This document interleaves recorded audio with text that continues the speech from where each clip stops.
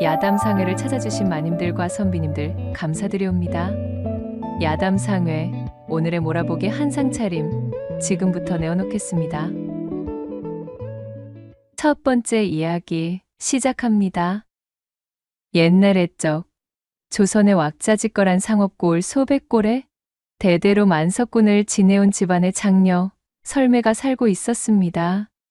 어려서부터 재물을 불리는 재주가 탁월하기 그지없던 설매는 아비에게 그 신통한 재주를 인정받아 집안의 아들들을 제치고 가장 많은 재산을 물려받게 되었습니다. 끼니 한번 제대로 때우는 것이 최대의 수건이었던 또래와는 달리 머리가 굵어지기도 전에 제 앞으로 달아놓은 재물이 어마어마하였으니 설매에겐 천하가 너무도 손쉬워 보이기만 하였지요. 피는 속일 수가 없음을 증명이라도 하듯 제 아비의 생전과 마찬가지로 이 설매의 탐욕 역시 도무지 끝이라는 것을 몰랐습니다. 장리쌀을 놓는 방식으로 가난한 집에 코딱지만한 밭대기를 취하고 고리채를 융통하여 사정이 어려운 사람들에게 짜낸 피눈물이 고을 하천을 이룰 만큼 지독하기 그지없었지요.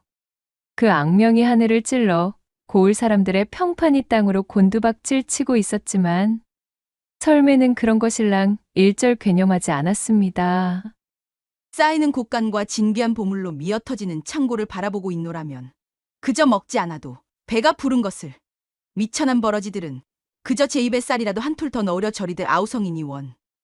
이처럼 설매에게 사람들의 비난 따위는 일말의 신경도 쓸 일이 아니었습니다.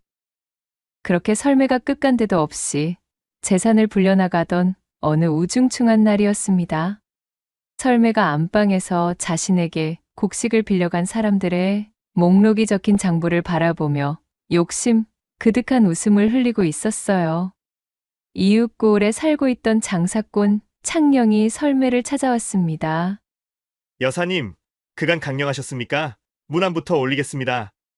여사라는 호칭은 대대로 충효가 있으며 식견이 높고 지식이 원대한 여성을 호칭하던 명예로운 칭호였습니다. 장사꾼으로 잔뼈가 굵던 창령이 설매를 추켜 세우기 위해 일부러 그리 호칭한 것이었지요. 오오라. 그래. 자네는 비단장수로 제법 재미를 보았다던 그 창령이 아닌가? 그래. 내게는 무슨 일로? 인사를 건넨 창령을 곤채만채한 설매가 거드름을 피우며 물었습니다. 곡식이나 금전을 융통하는 용무 외에는 그야말로 금수만도 못한 년으로 소문난 자신을 찾아올 사람은 아무도 없음을 잘 알고 있었지만 그녀는 한껏 거드름을 피우며 창령을 떠보았습니다. 다름이 아니오라. 근본에 좋은 입질이 있어 그 자금을 좀 융통할까 하여 이렇게 찾아오게 되었습니다. 자금. 자금이라? 헌데 자네, 내가 담보 없이는 그 누구에게도 자금을 내어주지 않는 것은 자네도 잘 알고 있는 바겠지? 설매가 쌀쌀맞은 목소리로 눈을 부라렸습니다. 이를 이미 예상하고 있었던 창령은 머리를 조아리며 그녀를 향해 말했어요. 여부가 있겠습니까? 물론입니다. 그래, 담보물로 무엇을 내어놓으면 만족하시런지요? 내 알기로 자네가 가진 것이 필요한데 과연 무엇을 잡아두어야 안심일지? 설매는 대놓고 창령을 얕잡아보는 어투로 그의 자존심을 압박했습니다. 하지만 창령의 표정에는 아무런 변화가 없었습니다. 그 역시도 상인으로 잔뼈가 굵은 몸이었기에 거래에 앞서 자신의 감정을 얼굴에 드러내는 초심자의 실수 같은 것은 하지 않았지요. 물론 그렇게 생각하실 만하십니다. 여사님, 비루하지만 제가 가진 전답을 담보로 내어놓겠습니다. 어떠십니까? 창령의 말에 설매의 눈썹이 꿈틀거렸습니다. 그의 전답이라면 상당한 알짜배기로 토질이 비옥하고 해마다 풍년이기로 소문나 설매도 내내 눈독을 들이고 있던 땅이었습니다. 그야말로 이게 웬 떡이냐 싶을 정도였어요. 에헴. 내 이번만은 특별히 그 정도 선에서 돈을 내어주겠네. 설매는 선심이라도 쓰는 듯 차용증을 작성하고는 창령이 요청한 만큼의 돈을 내어주었습니다. 그가 감사 인사를 올리고 돌아가자 설매는 배를 잡고 웃기 시작했습니다. 사실 그녀의 속셈은 다른 곳에 있었답니다. 창령에게 고리로 취할 이자보다도 돈을 갚을 수 없게 만들어 담보로 잡아둔 전답을 몽땅 자신의 것으로 만들 심산이었습니다. 내 몇 년간 저놈의 땅을 집어삼킬 기회만을 보고 있었거늘 일이 알아서 찾아와 주니? 분명 하늘도 이 설매의 편이로구나. 설매의 표독스러운 웃음이 대청마로 가득히 울려 퍼졌습니다. 한편 창령은 설매에게 융통한 금전을 미천으로 그 길로 전국 각지를 돌며 좋은 비단을 사들이기 시작했지요. 물량을 쥐고 있으면 반드시 높은 시세로 내어놓을 수 있는 시기가 찾아온다. 굳게 믿고 있었기 때문이었습니다. 그렇게 들여온 비단을 자신의 창고에 소중히 쌓아두고 때를 기다리며 창고 겹겹이 자물쇠를 걸어두었습니다. 창령이 들뜬 목소리로 말했습니다. 이제 너희들이 내 보물이요. 목숨줄이로구나. 모쪼록 내년까지 잘 부탁한다. 창령은 창고를 둘러보며 뿌듯한 미소를 지어 보이고는 이내 몸을 돌려 집으로 돌아갔어요. 그리고 그날 밤 삼경의 어둠이 천지를 뒤덮었을 때였습니다. 창령의 비단 창고로 사람 형체의 그림자들이 나타났습니다. 그들은 다름 아닌 설매의 사주를 받고 당도한 신복들이었지요. 그럼 여보게들, 어서들 시작하자고. 신복들은 창령의 창고 안쪽으로 준비해온 곡식 나락들을 던져 넣기 시작했습니다. 앞으로 매일 삼경의 시간이 되면 사람들의 눈을 피해 이곳으로 와서 창고 속에다 곡식 나락들을 던져 넣어야 하네. 다들 아시겠는가들? 이를 게을리 했다간 설매 그 망하려 편 내에게 내야 할 이자가 눈덩이처럼 불어나는 게야. 영 내키지 않는 일이긴 하지만 우리가 살려면 어쩔 수가 없으니 정신들 단단히 차려야 하네. 그들은 모두 설매에게 고리로 곡식이나 재물을 빌린 자들이었습니다. 설매는 이들의 어려운 처지를 이용해 자신에게 필요한 더러운 일을 맡아서 처리해줄 졸개들로 부리고 있었어요. 그들은 마뜩 차는 얼굴로 서로를 바라보며 고개를 끄덕였습니다. 다음 날에도 그 다음 날에도 그들은 날마다 밤이슬이 내려앉은 삼경이 되면 창령의 비단 창고로 모여 환풍통 너머로 곡식 나락들을 던져 넣었습니다. 그렇게 시간이 지나 다음 해의 봄이 찾아왔습니다. 드디어 비단의 시세가 눈에 띄게 올라 물량을 풀 시기가 되었음을 깨달은 창령이 비단 창고로 향했습니다. 기쁜 마음으로 창고 문을 열어본 그는 하늘이 노랗게 변하는 것만 같았지요. 창고 안에 쌓여있던 비단은 곡식 나락들 때문에 생겨난 곰팡이로 뒤덮여 있었고, 그나마 곰팡이가 슬지 않은 것들은 나락을 주워 먹기 위해 들어선 쥐떼에게 갈켜 구멍이 숭숭 뚫려 있었으니까요. 멀쩡한 비단은 반의 반도 되지 않았습니다. 어찌 이런 일이 일어날 수 있단 말이오? 대체 이 곡식들이 왜 창고 안에 널브러져 있는 게야? 창령은 그만 털썩 자리에 주저앉고 말았습니다. 이날만을 위해 기다리고 있었던 시간들이 모두 허사로 물거품이 되자 그는 눈앞이 캄캄해졌습니다. 그리고 마치 기다렸다는 듯 그날부터 설매의 빛 독촉이 시작되었습니다. 사흘이 멀다 하고 밤낮을 가리지 않고 창령의 집을 찾아온 설매의 집사는 빌린 돈을 내어놓으라며 울음장을 놓아댔습니다. 조금만 말미를 더 달라 전해주시오. 내일 단 멀쩡한 비단들을 처리하여 급전을 마련하고 있는 중이외다. 어허, 나는 그런 것은 모르겠고 그저 우리 마님이 지시하신 대로 돈만 받아가야겠으니 썩 내놓으시게. 지금 당장은 먹고 나 뒤집어질래도 한 푼도 없는 것을 어쩌겠냔 말이오. 제발 사정을 좀 잘 전해주시오. 창령의 통사정에도 집사는 아나무인의 태도로 그를 핍박할 뿐이었습니다. 집사는 창령의 살림살이를 한바탕 헤집어 놓은 뒤 다음번 찾아올 때에는 돈을 마련해 놓는 것이 좋을 것이라며 단단히 일러두고는 물러갔습니다. 그렇게 한 달여간을 독촉에 시달려 창령의 몸과 마음이 지쳐있을 때쯤 누군가가 창령의 집에 찾아왔습니다. 이시오. 내 그동안 얌전히 입을 다물고 있으려 하였으나 양심이라는 놈이 나를 흔들고 괴롭히니 더 이상은 버틸 수가 없어 왔소이다. 그는 창녕의 창고에 곡식 나락들을 던져넣던 설매의 졸개 중 한 명이었습니다. 그간 창고에서 버려왔던 수작들과 그것이 돈을 갚지 못하게 만들려는 설매의 계략임을 몽땅 알려준 졸개는 창녕 앞에 무릎을 꿇고 눈물을 흘리며 말했습니다. 참으로 미안하오.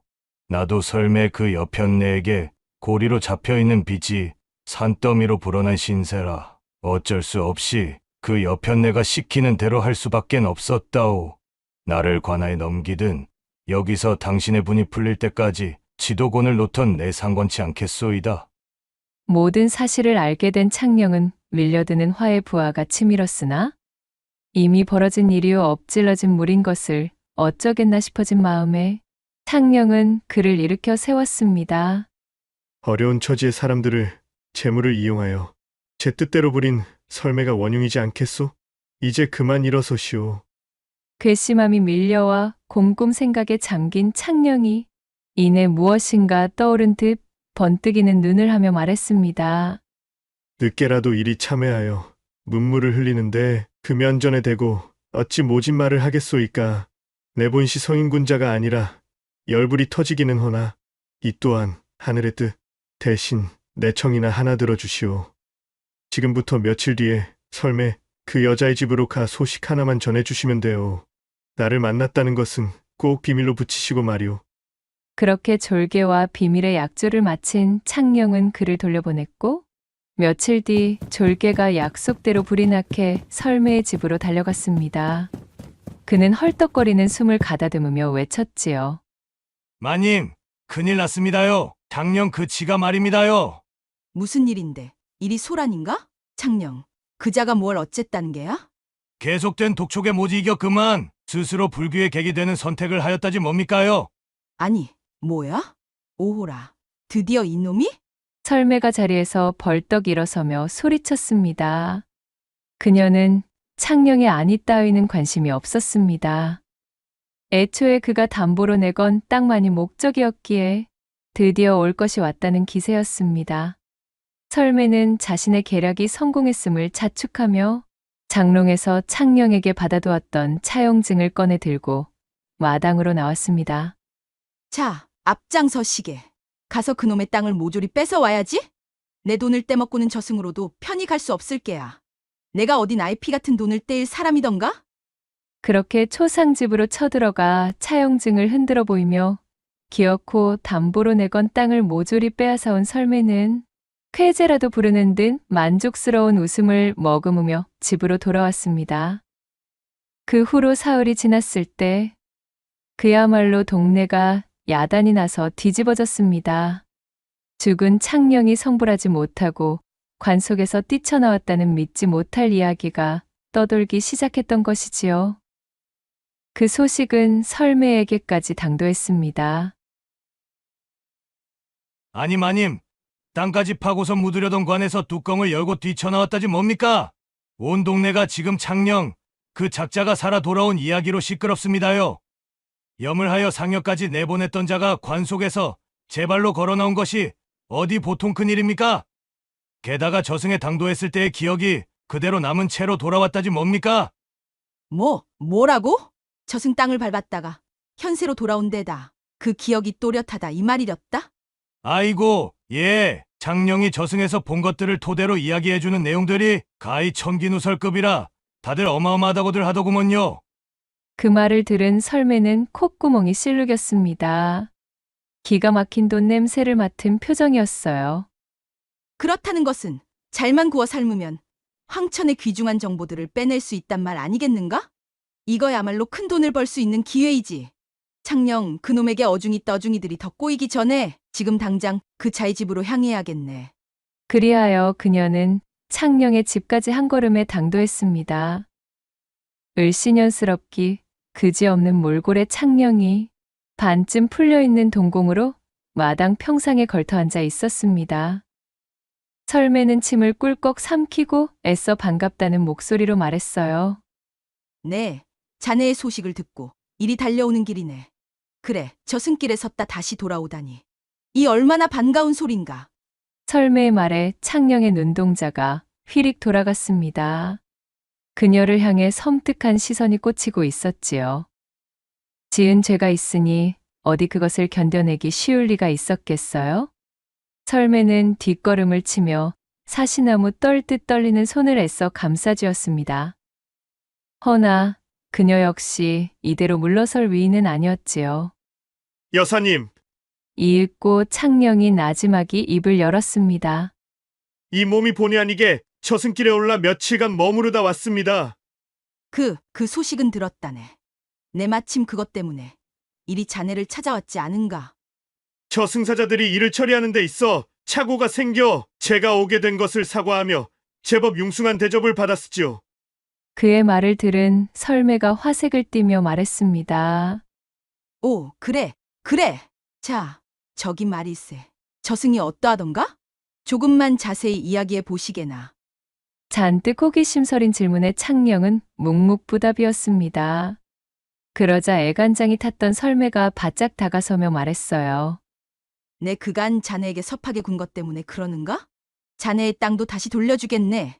그러니 그 저승 이야기나 좀 들려주게나. 천기누설이 될 정보가 있냐? 이 말이지. 라고 묻자 창령이 무겁게 고개를 끄덕였어요. 듣지 않으시는 편이 더 좋으실 겁니다. 몸이 달아 안달이 난 설매가 조르고 졸라본 대로 이야기해달라 사정하니 창령은 속으로 씩 웃으며 말을 이어갔습니다. 저승에는 커다란 노역장이 있는데 그곳에는 몽땅 이승 사람들의 이름이 적혀 있습니다. 이승에서 쌓은 행실대로 배정되는 것 같았습니다. 거기서 여사님 명패가 달린 노역장도 보았지요. 사방이 불지옥에 오랑캐와는 비교도 안 되는 무시무시하게 생긴 처망들이 쇠도리깨를 들고 반 시집마다 매타작을 하며 죽도록 일을 시키더군요. 염라대왕 말씀이 여사님께서는 저승에 도착하는 즉시 좋기 3천년은 노역을 해야 할 팔자라 하셨습니다. 뭐야? 눈이 휘둥그레진 설매는 넋이 빠져 놀란 얼굴이 되었습니다. 아니, 그게 무슨 소리야? 내가 저승에 오르면 그 지옥에서 3천년을 몽둥이 맛을 보며 노역을 치러야 된다는 소리인가? 염라대왕께서 하신 말씀이니 틀림은 없을 게지요. 아마 다음 달 깨면 저승사자들이 여사님 집으로 찾아갈 겁니다. 설매의 얼굴이 보기 좋게 흑빛이 되었습니다. 그녀는 창령의 바짓가랑이를 붙잡고 애원했습니다. 다시는 아직 죽을 수 없다면서 저승을 다녀온 창령이라면 그것을 막을 방도를 알고 있지 않냐며 통사정을 하기 시작했지요. 설매가 제 뜻대로 반응하자 창령은 속으로 쾌재를 불렀으나 짐짓 모르는 채 대꾸했어요. 천기를 누설하면 저는 다시 지옥으로 끌려간데 제가 왜 그것을 말해드려야 합니까? 이보게, 내 이렇게 사정하겠네. 제발 좀 알려주시게. 창령은 어쩔 수 없다는 표정을 지어 보이고는 말했습니다. 만냥입니다. 저도 천기를 누설하는 위험이 큰 바, 제 목숨값은 받아내야죠? 그러니 제게 가져가신 전답과 추가로 만냥을 내어준다는 약조 없이는 어림도 없는 일이구만요. 평소라면 콧방귀를 뀌었을 설매였으나 지금은 사정이 달랐습니다.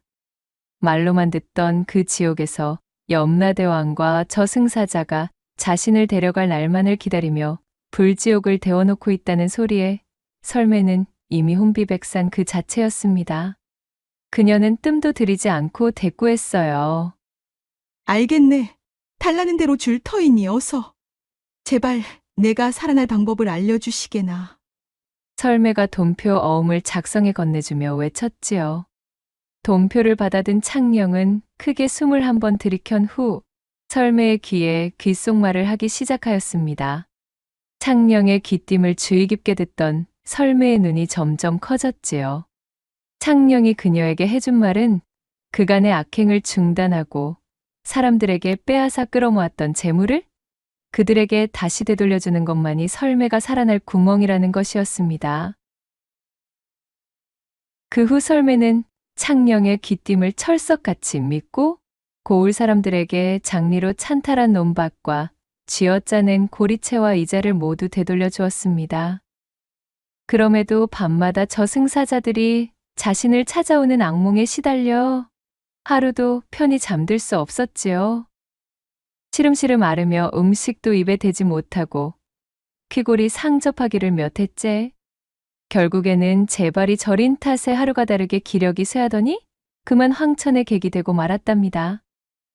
한편 자신의 초상을 위장하여 연극을 펼쳐 보기 좋게 설매를 골탕 먹였던 창령은 그녀에게 얻어낸 만냥을 굴려 고을 사람들과 합심하여 다시 장사로 일어서니 그의 소환과 설매의 수탈에서 해방된 마을 사람들의 조력이 더해져 나날이 그 성세가 발전하기 시작했습니다.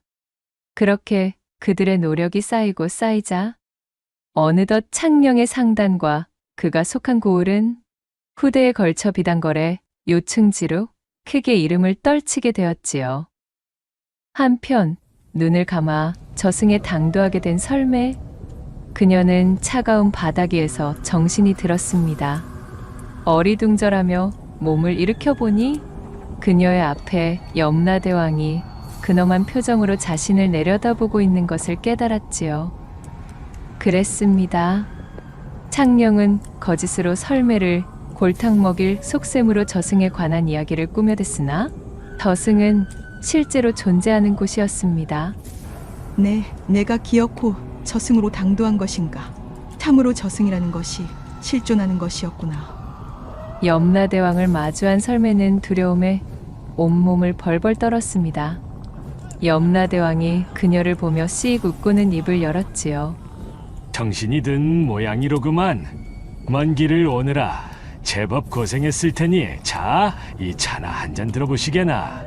옥황상제의 말에 주변에서 그의 처사들이 나와 설매에게 차를 내어놓았답니다. 잔뜩 긴장해 있던 설매는 생각보다 자신을 대하는 태도가 정중하고 따뜻하자 어쩐지 마음이 놓였습니다. 그렇지? 분명 내 눈을 감기 전에 창령의 귀띔대로 사람들에게 어진이를 베풀고 운덕을 쌓았으니 내가 고초를 겪을 리 없지. 그렇고 말고. 설매는 염라대왕에게 꾸벅 인사를 하고 차를 들이키려는데 뭔가 이상했습니다. 찻잔 속의 내용물이 매우 혼탁하고 시커멓기에 찻잔의 바닥조차 보이지 않을 정도로 두려운 빛을 띠고 있었기 때문이었어요. 생전에 의심을 버리지 못했던 설매는 염라대왕이 다른 곳을 보는 사이 찻잔을 바닥에 쏟아 몰래 차를 흘려버렸지요. 잠시 후 설매의 찻잔이 비어있는 것을 본 염라대왕이 처사들에게 외쳤습니다. 차를 다 마신 모양이로구나. 여봐라, 당장 저 죄인을 무릎 꿇려라. 염라대왕의 명을 들은 처사들이 설매에게 다가가 우악스럽게 그녀를 바닥으로 짓이겨 버렸습니다. 갑자기 자신을 대하는 태도가 바뀌어 영문을 모르던 설매가 눈만 껌뻑이는 사이 염라대왕은 품에서 두툼한 책 한 권을 꺼내어 펼치더니 그곳에 적힌 것들을 읽어 내려가기 시작했습니다. 그 내용인즉슨 생전 설매가 저지른 모든 악행과 잘못들에 관한 것이었습니다. 설매가 재물을 끌어모으기 위해 사람들에게 행했던 일들이 단 한 건도 빼놓지 않고 모조리 작성되어 있었습니다. 그제야 설매는 일이 크게 잘못되었음을 느끼게 되었지요. 염라대왕 앞에 넙죽 엎드려 자신의 잘못을 빌기 시작했습니다. 염라대왕은 그녀의 죄목을 하나하나 읊은 이후 말했습니다. 내년은 생전 지은 죄가 너무도 많아. 삶을 마감하기 전 잠시 행했던 선행으로는 택도 없이 모자라구나.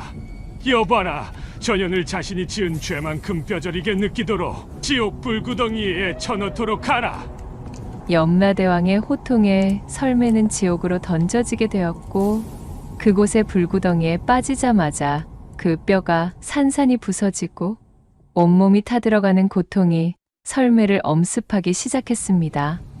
설매가 비명을 지르며 정신을 잃었지만 그녀가 정신을 잃음과 동시에 처음으로 되돌아가 형벌이 다시 진행되었지요. 그렇게 고통의 시간이 수천 수만 번을 거듭하며 도망칠 수도 없는 끔찍한 지옥 속에서 40여일을 보내게 된 설매. 만신창이가 된 몸으로 다시 염라대왕의 앞에 끌려왔습니다. 하루가 100년 같은 형벌 속에서 그녀가 평생 가지고 있던 오만함과 불손함이 모두 씻겨내려간 설매는 염라대왕 앞에 엎드려 통곡하며 간절히 선처를 빌었지요. 대왕님, 잘못하였습니다.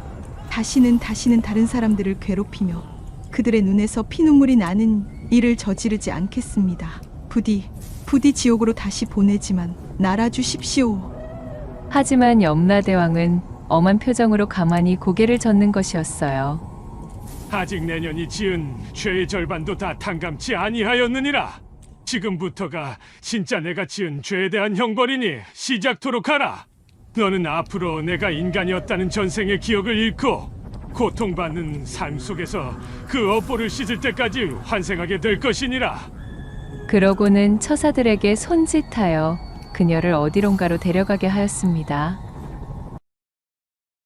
설매가 울며 불며 끌려간 곳은 커다란 구덩이 앞이었습니다. 그 안이 칠흑같이 어두워 보이는 것이라곤 없고 희뿌연 연기만 모락모락 올라오고 있었지요. 그녀가 잔뜩 두려움에 빠져 덜덜 떨고 있으려는데 처사들은 더는 생각할 틈도 없이 설매를 구덩이 속으로 밀어버렸습니다. 비명을 지르며 구덩이 속으로 떨어지던 설매는 영원 같은 시간 동안 추락하는 것을 느꼈고, 그렇게 얼마나 지났을까요? 설매는 온몸이 흠뻑 젖은 채 집더미 위에서 정신을 차리게 되었습니다.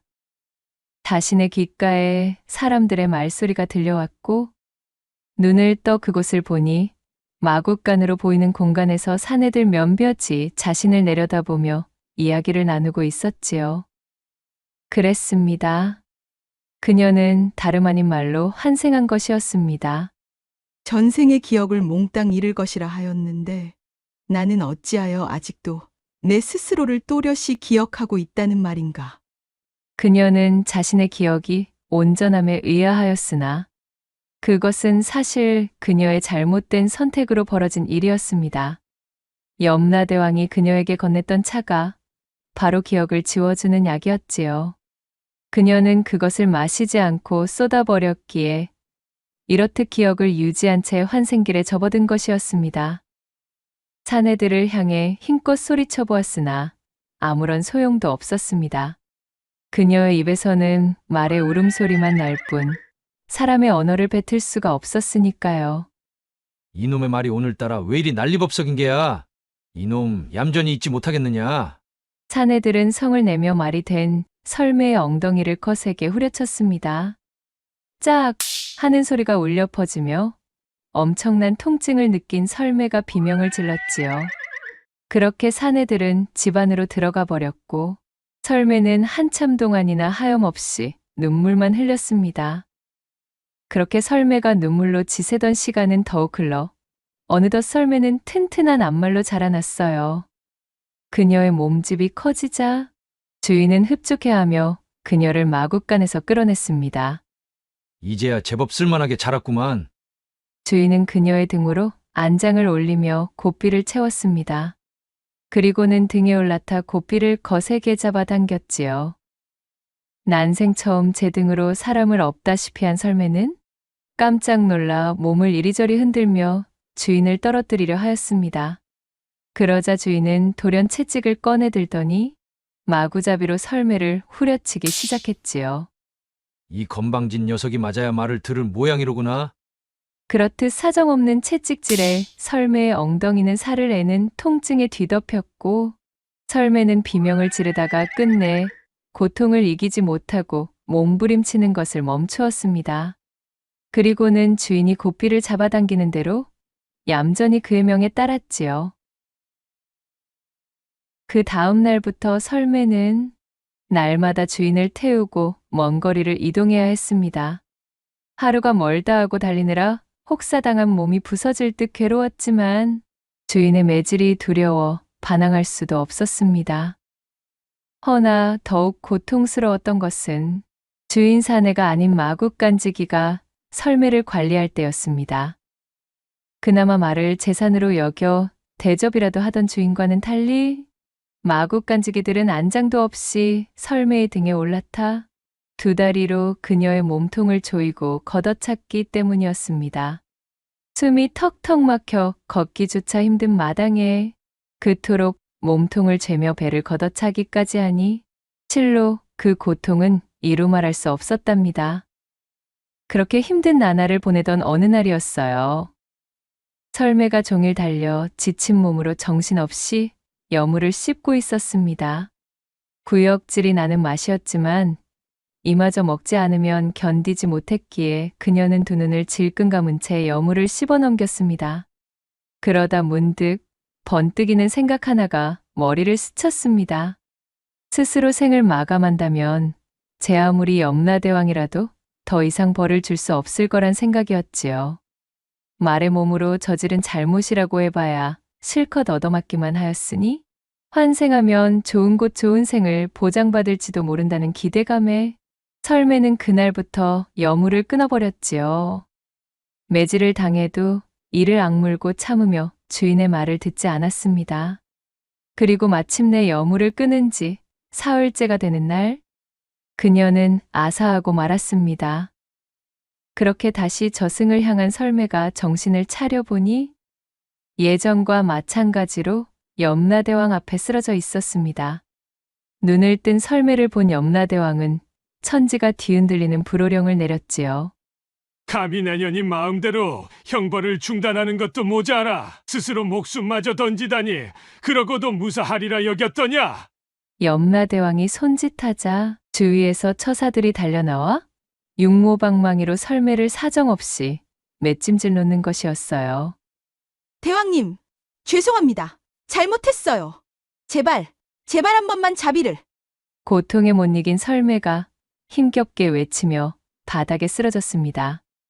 염라대왕은 콧방귀를 뀌고는 다시 손짓을 하였고 처사들은 축 늘어진 설매의 발목을 잡고 또다시 구덩이로 끌고 갔습니다. 정신을 차릴 겨를도 없이 구덩이 속으로 던져진 설매가 비명을 지르는 것도 잠시, 그녀가 눈을 떠보니 웬 따스한 털이 그녀의 몸을 감싸고 있었습니다. 주변을 둘러보니 그곳은 좁고 지저분한 계집이었어요. 그랬습니다. 설매의 이번 생은 다름 아닌 개로 환생한 것이었지요. 맙소사! 말도 비참하기 그지없었거늘. 심지어 이번에는 계란말인가. 설매는 또다시 곡기를 끊고 싶은 마음이 굴뚝 같았지만 이번에도 그리한다면 염라대왕이 무슨 벌을 내릴지 두려웠기에 그녀는 마음을 다잡고 끝까지 벌을 받아내기로 결심했습니다. 그래, 그나마 걔는 사람이 등 위에 타고 다닐 일은 없겠지. 설매는 주인이 내어주는 찌꺼기 같은 음식을 먹으며 무럭무럭 자랐습니다. 그렇게 강아지의 티를 벗고 장성한 성체가 되자 주인은 우락부락한 스케를 집어넣어 그녀를 다른 개와 짝짓기까지 하게 만들었지요. 밀려드는 비참함과 참담함에 이를 악물고 버틴 설매는 수차례 계속되는 짝짓기로 새끼를 베게 되었습니다. 7마리의 건강한 강아지들을 낳게 되자 설매는 인간일 때에도 맛보지 못했던 희열과 뿌듯함을 느끼게 되었지요. 제 뱃속으로 낳은 강아지들이 어찌나 사랑스러운지 현생의 고통도 잊을 수 있을 것만 같았습니다. 그렇게 설매가 새로운 생활에 어느덧 익숙해져 어미로서 나름 행복한 나날을 보내고 있었고 나의 형벌은 여기까지인가 보구나 하며 안심하고 있던 차였어요. 어느 날 계집으로 주인이 다가오는 소리가 들렸고 설매는 늘 하던 대로 꼬리를 흔들며 주인을 반기려던 참이었습니다. 주인은 그녀의 새끼들을 내려다보며 잔뜩 고민하는 얼굴이었지요. 설마. 설매는 주인이 제 새끼들을 가져가려 한다는 것을 직감적으로 깨달았습니다. 그녀는 사납게 짖으며 주인에게 맞서 새끼들을 감싸기 시작했답니다. 아니 이놈의 개새끼가 미쳤나? 감히 어디다 대고 이를 드러낸다는 것이야? 화가 난 주인은 발로 설매를 거칠게 걷어차고 밀쳐내며 새끼 한 마리에게 손을 뻗었습니다. 그러자 설매는 화가 치밀어 주인의 발을 콱 물어버리고 말았지요. 으악, 이놈이 먹여주고 재워주었더니 주인을 물어? 주인은 비명을 지르며 잠시 물러나는 듯 하였으나 이내 몽둥이 하나를 들고 와서는 설매를 마구잡이로 때려 눕혔습니다. 한참 동안이나 매질을 해댄 탓에 설매는 초주검이 되어 축 늘어졌고 주인은 씩씩 콧김을 뿜으며 설매를 발로 밀쳐내고는 새끼 하나를 가져갔지요. 아, 안 돼. 설매는 온몸에서 밀려드는 지독한 통증에 곧 숨이 멎을 참이었음에도 제 시야에서 멀어져가는 새끼에게 눈을 떼지 못하며 서럽게 눈물을 흘렸답니다. 통곡하던 설매가 정신이 들어 고개를 들어보니 또다시 저승의 염라대왕 앞이었지요. 염라대왕이 어김없이 그녀에게 역정을 내며 소리쳤습니다. 내 이연, 또다시 스스로 죽음을 재촉하다니. 그러자 설매는 눈물을 펑펑 쏟으며 억울함을 토로했습니다. 대왕님, 억울합니다. 저희 소중한 새끼를 데려가려 하기에 어쩔 수가 없었습니다. 대왕님, 내어주신 차를 몰래 버린 것은 참으로 커다란 잘못이었습니다. 부디 저의 기억을 지워주십시오. 도저히 견딜 수가 없습니다. 대왕님, 차라리 저의 기억을 지워 축생의 삶에 합당한 몸으로 만들어 주시옵소서. 새끼와 생이별을 하는 고통만큼은 느끼지 못하게 해 주시옵소서. 설매가 눈물을 쏟으며 간절히 빌자 염라대왕의 눈이 한결 온화해졌습니다. 그저 말이라는 이유만으로 걷어차이며 매질을 견디고 쉬지도 못하고 달리며 너의 몸을 희생하여야 했을 때 어떠한 심정이었느냐? 참으로 고통스러웠습니다. 개로 태어났다는 이유만으로 새끼와 생이별을 하며 그들의 손에 너의 새끼를 내어줄 때 그때의 심정은 어떠하였느냐? 말로 표현할 수 없는 참담한 심정이었지요. 차라리 제 한 몸 불타는 것이 나을 지경이었습니다. 너는 풍족한 집안의 여식으로 태어났다는 이유만으로 그렇지 않은 사람들을 괴롭히며 재물을 뺏고 사람을 시켜 그들을 매질하였으며 또한 가진 이유를 만들어 그들의 자식마저도 너의 돈벌이에 이용하였다. 그들의 심정이 어떠하였는지 이제 조금이라도 느껴보았느냐? 100번, 1000번 느꼈습니다. 그러니 부디 저의 기억을 지워주시고 한낱 미물로 태어나게 만들어 남은 형벌을 마칠 수 있도록 하여 주시옵소서. 설매는 진심으로 참회하며 뜨거운 눈물을 쏟아내었습니다. 그 모습을 지켜보던 염라대왕이 고개를 끄덕이고는 처사들에게 손짓하였지요. 처사들에게 끌려가는 설매는 더 이상 몸부림을 치거나 반항하지 않았습니다. 설매가 정신을 차리고 보니 그녀는 인간으로 다시 환생한 상태였습니다. 태어나면서부터 말을 할 줄 알았고 또한 한 번 본 것은 있는 법이 없었지요. 주변에서도 신동이 태어났다며 그녀를 추켜 세워 주었습니다. 그녀는 자신의 뛰어난 능력을 바탕으로 성장하며 모자람 없이 자라보아 명예를 거머쥐었지만 전생의 기억을 또렷하게 지니고 있었기에 같은 실수를 반복하지 않았습니다. 설매는 사람들을 업신여기지 않았고 또한 어리석다 꾸짖지 않았지요. 항시 예를 갖추어 사람을 대했고 또한 어려운 자들을 그냥 지나치지 않았습니다. 사람뿐 아니라 미물까지 굽어 살펴 생명을 중하게 다뤘습니다. 말을 소중히 대했고 새끼를 낳은 개를 어여삐 여겼지요. 그리하여 설매는 제게 주어진 두 번째의 기회를 놓치지 않음과 동시에 일전 자신의 과오처럼 사는 사람들을 교화시키는 데에 앞장서 많은 이들의 귀감을 사 칭송받으며 살았다는 후문이 전해지고 있사옵니다. 두 번째 이야기 시작해 볼게요. 해 뜨기 전 짙푸른 새벽 안개가 자욱하게 들이운 산골 마을. 달구름 소리가 고요를 깨뜨리지만 마을은 여전히 잠들어 있었답니다. 그 조용한 정적 가운데 오직 한 청년만이 깨어 냇가에 앉아 있었어요. 그의 이름은 청수. 누군지도 모르는 부모에게 버려진 고아로 어렵게 자라온 그였지만 부단히 어려움을 딛고 일어나 빈손으로 시작하여 비를 피할 지붕이 있는 허름한 초가삼간이나마 하나 가지고 있는 것이 더없이 자랑스러웠던 청년이었습니다. 이 청수에게는 세상 누구도 따라올 수 없던 특별한 재능이 있었어요. 그것은 바로 그림 그리기였지요.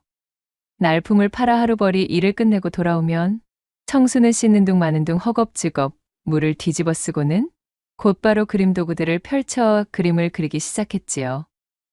그림을 그리는 붓을 쥔 손에 모든 것을 집중하고 있노라면 하루 종일 일하느라 몸에 쌓여있던 피로가 말끔히 날아가는 기분이었어요. 얼마나 사용했는지 털이 거의 빠져나간 낡은 붓 하나와 군데군데 깨진 벼루 하나를 옆에 둔 청수는 초가즈 마루짝에 앉아 분판에 대고 그림을 그렸습니다. 어제 저녁 산 너머에서 본 노루 한 쌍, 밤하늘을 수놓았던 반짝이는 별들, 마을 어귀에 홀로 서 있던 늙은 버드나무까지 청수의 손이 움직이는 대로 모든 사물과 동물들이 생생하게 분판 위에서 되살아났습니다. 분판 위를 모두 채워 새카맣게 변하면 물을 적신 헝겊으로 분판을 닦아내고는 다시 그림을 그렸지요. 당시에는 종이를 만드는 원료인 당나무를 절약하기 위한 방편으로 껍질을 벗긴 3대 등의 단섬유 5푼에 당나무와 같은 장섬유 1푼을 혼합하여 만든 마골지조차 귀하디 귀한 시절이었으니 청수의 넉넉하지 않은 형편으로 종이는 함부로 구할 수도 없었던 사치품이었어요. 그리하여 청수는 서당에서 공부를 하는 학동들의 모습을 어깨 너머로 구경하다 거기서 차가 난 것에 꾀를 내어 고안한 것이 바로 이 분판이었습니다. 비록 부드럽게 그려지는 고급 붓과 종이는 없었지만 청수는 붓을 잡고 그림을 그리는 동안만큼은 세상 모든 시름을 잊고 행복했습니다. 홀로 된 외로움을 잊기 위해 시작한 그림은 청수의 유일한 친구이자 동료였지요. 그렇게 하루, 이틀, 붓을 놀리며 쌓은 시간이 도성의 성곽만큼이나 높아지니 어느덧 그의 그림 실력은 일취월장하여 지금에 이르러서는 마치 생명이 깃들어 있는 듯 했습니다. 그 실력이 어찌나 출중하던지 청수가 그린 그림 속 풍경이나 생물들을 보고 있노라면 바람에 흔들리는 나뭇잎의 사각거림, 노루의 촉촉한 눈망울, 심지어 버드나무 가지에 앉은 작은 새의 지저김까지 들리는 듯 하였지요. 그렇게 한참이나 지난 세월들을 추억하며 냇가에 앉아 그림 산매경에 빠져있던 그때 청수의 눈에 강아지 한 마리가 들어왔습니다. 다리를 다친 모양인지 낑낑거리며 냇가를 이리저리 헤매는 모양새를 보아하니 다름 아닌 제 고을에서 골칫덩이로 여겨지던 떠돌이 개였습니다.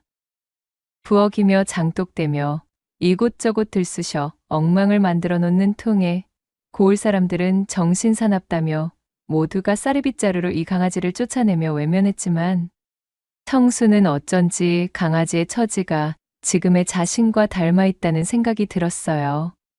외톨이 신세의 마음을 누구보다 잘 알고 있던 청수는 강아지가 몹시도 불쌍했습니다. 참으로 어쩜 이리 가여운 처지가 있을꼬. 잠시만 기다려보거라. 청수는 냇가에서 깨끗한 물을 길어 강아지에게 먹이고 나뭇가지와 넝쿨을 이용해 다친 다리에 부목을 대어 고정해 주었습니다. 그리고는 강아지가 편히 쉴 수 있도록 자신의 낡은 옷가지를 깔아 주었지요. 배가 고플 강아지를 위해 집에서 싸온 자신의 아침거리를 나눠주니 강아지는 허겁지겁 정신없이 먹어치우기 시작했습니다. 그 모습을 본 청수가 한숨을 쉬며 말했어요. 많이도 굶주린 모양이로구나. 이것밖에 없어서 미안해. 오늘은 나도 먹을 것이 없네. 대신 다음에 만난다면 꼭 배불리 먹여줄게. 청수는 강아지의 머리를 쓰다듬으며 말했습니다. 강아지는 마치 그의 마음을 알아듣기라도 한 듯 고맙다는 표현을 하며 꼬리를 흔들었어요. 청수는 그런 강아지를 옆에 내려놓고 다시 분판 위에 그림을 그리기 시작했습니다. 그래, 이번에는 네가 나의 그림 소재가 되어주어야겠다. 청수는 활짝 웃으며 강아지의 건강한 모습을 그리기 시작했습니다. 네 발로 힘차게 뛰어노는 강아지의 모습을 그리며 청수의 얼굴엔 웃음꽃이 피었지요. 청수는 분판을 들어 제 그림을 강아지에게 보여주었습니다. 자, 너도 곧 이렇게 활기차게 뛰어놀 수 있을 정도로 금방 낫게 될 거야. 종이만 있으면 좀 더 활기찬 너의 모습을 그려볼 수 있을 텐데. 청수는 아쉬움에 한숨을 내쉬었어요.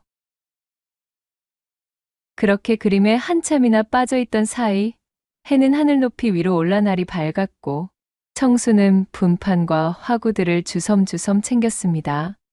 자, 그럼 나중에 또 보자. 이제 나도 일을 하러 가야 하거든. 청수는 강아지에게 손을 흔들고는 몸을 일으켜 바지의 먼지를 툭툭 털어냈습니다.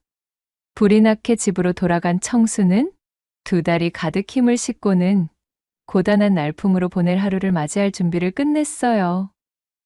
이것은 다른 이야기로 사실 고을에서 청수의 재능을 알아봐 주는 사람은 아무도 없었답니다. 고을 사람들은 청수를 일명 화광장이라고 부르며 손가락질했지요. 그림에 미쳐있는 놈이라며 그의 그림을 돈벌이도 되지 않는 쓸모없는 짓이라 칭하고는 업신여겼습니다. 남들의 눈에는 조실부모한 외톨이에다 가진 것 하나 없는 청수가 팔자 좋게 그림이나 그리고 있는 행위는 사치스럽고 한심한 짓으로만 보였던 것이지요. 그러던 어느 날 청수는 버려진 집에 담벼락에 멋진 호랑이 그림을 그리고 있었습니다.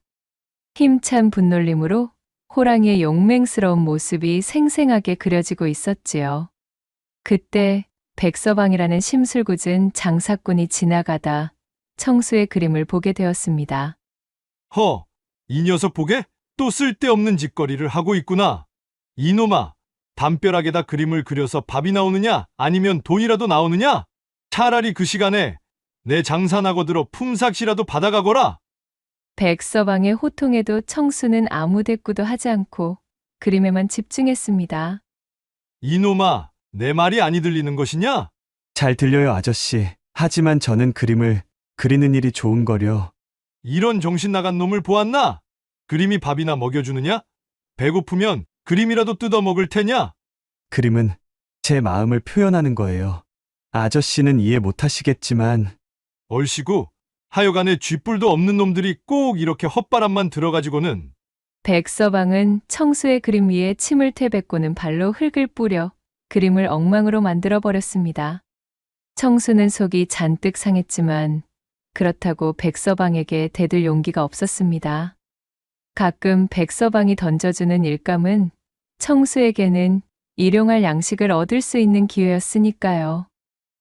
청수는 그저 망가진 그림을 바라보며 풀이 죽은 채 눈물을 글썽일 수밖에 없었어요.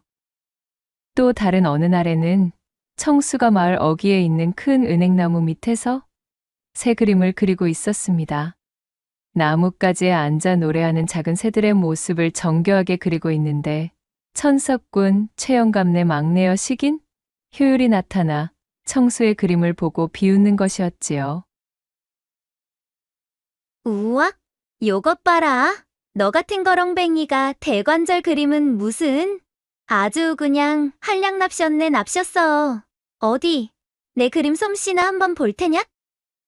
효율은 청수의 손에서 붓을 획 빼앗아 분판 위에 그려놓은 그의 그림에 낙서를 하기 시작했습니다. 괴상한 모양의 그림을 그려놓고는 깔깔거리며 웃었지요.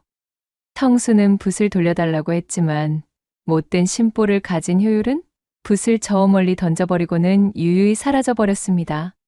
청수는 흙투성이가 된 붓을 주워들고는 하늘을 바라보며 한숨을 쉬었습니다. 저 고약한 기집애, 저건 꼭 저렇게 좋아한다는 티를 괴팍하게 낸다니깐.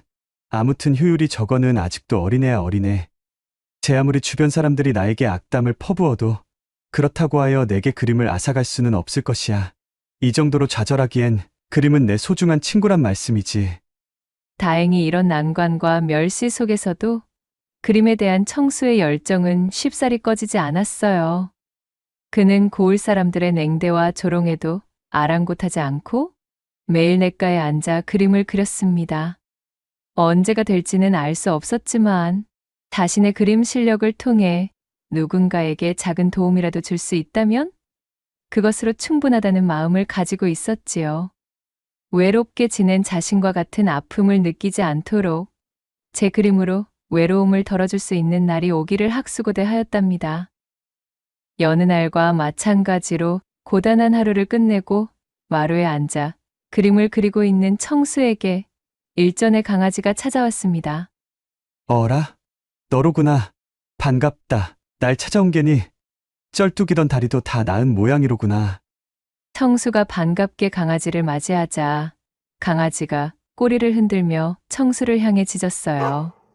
그리고는 마치 자신을 따라오라는 듯 쪼르르 달려나갔다가 뒤를 돌아보고 또 쪼르르 달려나갔다가 뒤를 돌아보는 것을 반복하기 시작했지요.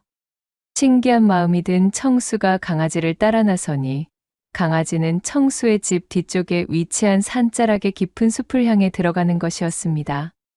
거참 신기한 노릇일세. 저 녀석이 대체 뭐 때문에 이런 곳까지 나를 데려가는 것일까? 의아한 마음으로 한참을 강아지를 따라가던 청수. 곧이어 청수의 시야에 강아지의 모습은 말끔히 사라졌고 대신 큼지막한 나무 뒤쪽으로 환하게 빛나는 무언가가 나타났어요. 그것은 마치 달빛이 쏟아져 내리는 듯 눈부신 빛 속에서 태어난 모양새의 아리따운 여인이었습니다. 뭐야 대체. 이것이 무슨 일이냐? 기다랗고 검은 머리카락을 댕기나 쪽진 흔적도 없이 바람에 태워 흩날리는 그녀의 모습은 마치 하늘에서 내려온 선녀 같았지요. 제 아무리 살이 분별에 어두운 사람이라 한들 그 여인이 이승의 존재가 아니라는 것은 한눈에 봐도 알 수 있었답니다. 소스라치게 놀란 청수가 엉덩방아를 찌우며 뒤로 나자빠졌습니다. 놀라지 말거라. 나는 그저 너의 무해한 재능을 쭉 눈여겨보고 있던 존재이니라. 너 자신도 모르게 행한 작은 선행들이 물꼬가 되어 이렇듯 우리가 만나게 되었구나. 이질적인 외견과는 비교되는 나긋나긋한 목소리로 여인이 말했습니다. 청수는 혹시 꿈을 꾸고 있는 건 아닌지 볼을 꼬집어 보았어요. 따끔한 통증이 느껴지고 있었으니 분명 꿈은 아니었지요. 누구십니까? 청수는 두려움과 호기심이 뒤섞인 눈으로 여인을 바라보며 물었고 여인은 온화한 미소를 지으며 청수에게 다가왔습니다. 그리고 손에 들고 있던 하얀 붓 한 자루와 부드러운 종이 두루마리를 건네는 것이었어요. 얼핏 보기에는 그저 평범해 보이는 붓에서는 은은한 빛이 흘러나오고 있었습니다. 자, 이것을 받거라. 이 붓은 이것을 쥔 자의 마음이 향하는 것을 그대로 그려낼 것이니라. 또한 네 종이는 이 붓으로 그린 그림의 날개를 달아주는 역할을 하는 것이지. 청수는 떨리는 손으로 붓과 종이를 전해받으며 물었지요. 마음이 향하는 것이요? 그것이 대관절 어인 말씀이신지. 하지만 명심하거라. 커다란 힘에는 또한 커다란 책임이 따르는 법. 이 붓은 반드시 이 종이 안에서만 사용해야 할 것이야. 내가 건네준 종이 외의 장소의 붓을 사용한다면 반드시 그릇된 일이 벌어질 수 있단다. 그것이 어떠한 결과를 가져올지는 또한 이 붓을 놀리는 자의 마음에 달려있지. 물론 내가 이 붓을 너에게 건넨 이상 너 아닌 다른 자가 이 붓을 사용해 본들 아무런 효능도 없는 보통의 붓이겠지만 말이다. 너의 마음이 견딜 수 없고 흔들림이 심해진다면 그때는 이 붓을 포기하여도 좋다는 것을 기억하렴. 붓을 쥔 청수의 손에서 희미하게나마 신비한 기운이 느껴지고 있었어요. 여인이 제게 던진 말은 마치 선문답처럼 들렸기에 무슨 뜻인지 완전히 이해하지는 못했지만 왠지 모르게 청수의 가슴은 두근거리고 있었습니다. 그럼 부디 그것이 너에게 도움이 되기를. 청수에게 붓을 전한 여인은 의미심장한 미소를 남기고는 그렇게 호련히 사라졌습니다. 청수는 멍하니 붓을 쥔 채 여인이 사라진 방향을 한참 동안이나 바라보다가 이내 정신을 차리고는 집으로 돌아왔습니다. 집으로 돌아온 그는 떨리는 손으로 쥐고 있던 붓과 종이를 들어 보이며 깊은 고민을 시작했지요. 자신에게 일어난 일이 도무지 믿기지도 않았거니와 또한 신비로운 물건이라 한들 자신이 온전히 사용할 깜냥이 되는지도 의심스러웠으니까요. 그러다 청수의 배에서 꼬르륵 하며 잔뜩 허기가 져 있음을 알리는 구슬픈 가락이 튀어나왔고 이내 허기진 배를 틀어주며 빈쌀독을 바라보았지요. 믿져야 본전이라고 했었나. 그럼 어디 한번. 이판사판이다 싶어진 청수는 종이를 펼쳐놓고는 쌀 한 가마니를 쓱쓱 그리기 시작했습니다. 반쯤은 장난스럽게 시작한 일이었고 그저 값비싼 종이가 생겼음에 기쁜 마음으로 종이 위에 그림을 그리는 감각이 궁금하여 저지른 일이었지만 뒤이어 놀라운 일이 벌어지고 말았지요. 종이에 그린 쌀 가마니가 온데간데 없이 스르륵 사라지더니 이윽고 빈 쌀독이 금세 쌀로 가득 차는 것이 아니겠어요?